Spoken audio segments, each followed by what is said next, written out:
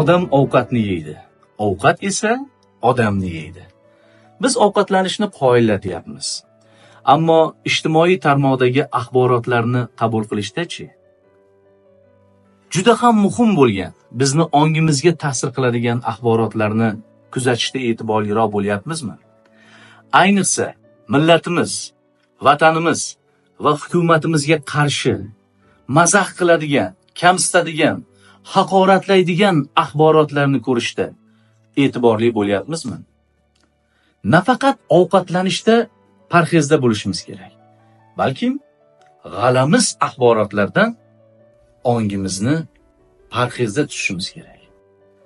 Eskilarning bir gapi bor. Hammaniki o'ziga, oy ko'rinar ko'ziga.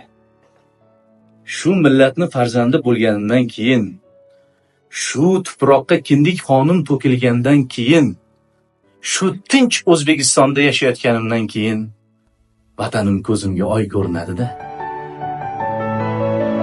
Vatanim ko'zimga oy ko'rinadi-da.